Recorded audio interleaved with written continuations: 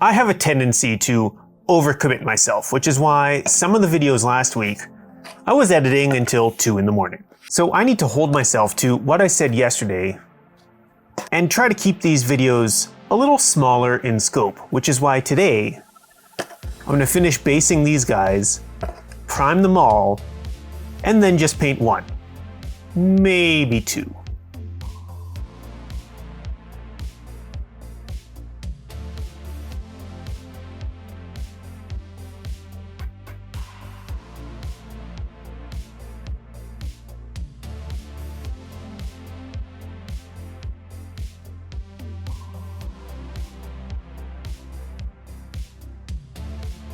Now this coconut husk is an organic, porous material, and so I like to seal it to make it robust for gameplay, and so it doesn't suck up paint endlessly.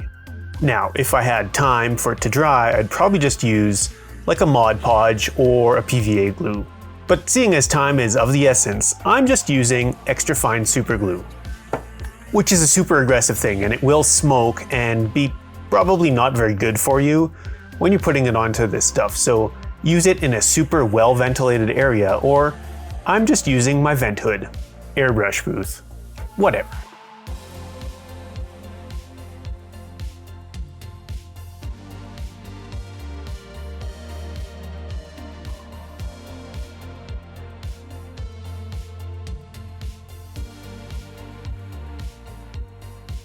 Now that our little freaks are primed, it's time to step into the ClownDark with a heavy Zenithal of whatever this is, pastel green.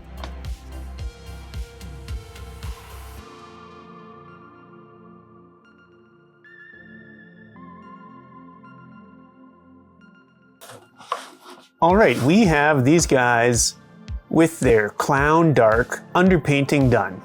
The next step is the brush, but first, because I want to get better at kind of showcasing each step of the process, let's get a bit of a close-up to show what this underpainting, colorful Zenithal, chromatic Zenithal, whatever, what it looks like.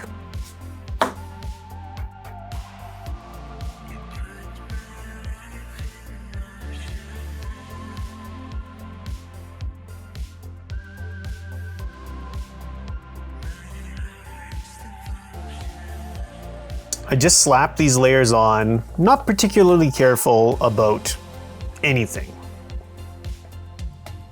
I mean, I don't want to get colors where they're not supposed to be, but if I do, it's not the end of the world.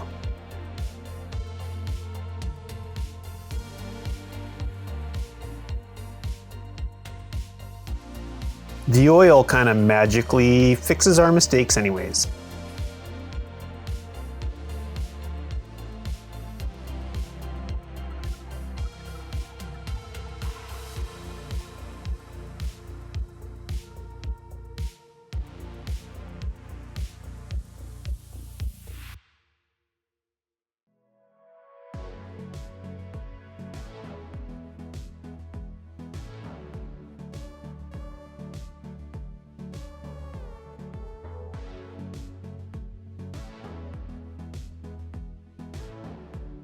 So this stage right here is where we really smash into the clown part of ClownDark.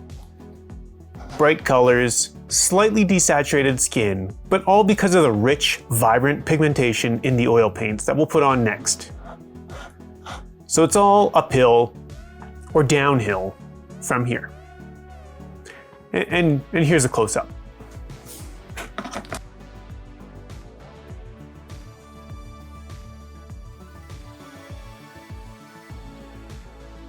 Okay, this particular variation of ClownDark, as with all these Tyranids so far, we're going with a violet. And I will say this in every one of these videos, you really don't need to get any product that's aimed at us miniature hobbyists. For instance, my favorite burnt sienna oil paint that I've been using costs about $1 a tube. And I'm just using Gamsol to thin this down. I'm creating a wash, but it's really not particularly thin. I want it to be fairly opaque so that this whole Tyranid ends up being pretty violet colored at the end.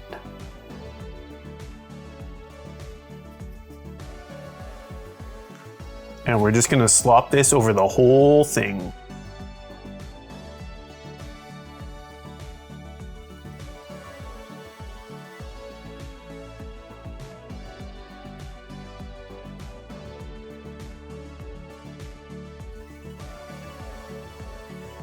Now we could wait 10 to 20 minutes depending on where you are and what kind of thinner you're using for these guys to set up enough to wipe the oil off.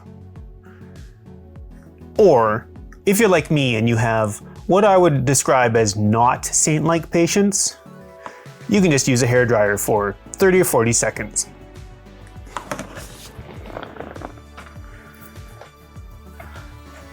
I'll probably just wait. Now you might get to this point in the process and think, well, I've ruined it, but I promise we're just about there. See, the beautiful part with oil paints is because they take forever to dry, to actually cure, you can basically wipe them off whenever. I like to get them so they're just set so I can easily remove them without using any thinner. But even if I waited for several days from this point, with a little bit of thinner, I'd still be able to remove paint. And so now we just highlight reductively. By removing the oil, it leaves brighter points in all of the higher spots.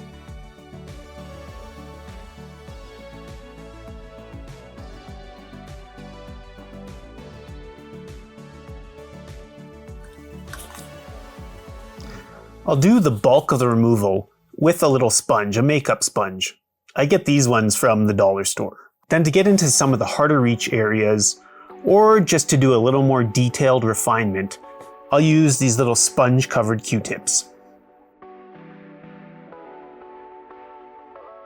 Now you can see how the oil paints do all the heavy lifting, making us look much, much better than we actually are, and in minutes. And why I say you could totally leave it here and have loads of fun on the table.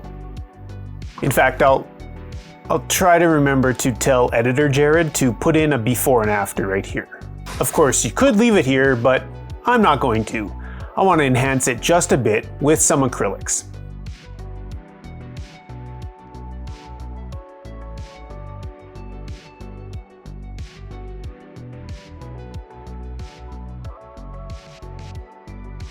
Well, another couple of bugs in the books, and I gotta say I'm really enjoying my current oil and acrylic ClownDark process.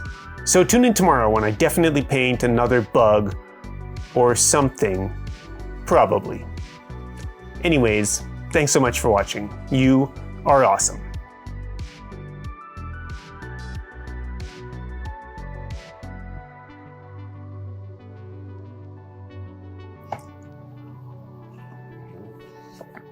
You know, the only downside to these daily videos is the sharp increase in coffee consumption. It's decaf, but still, good beans aren't cheap.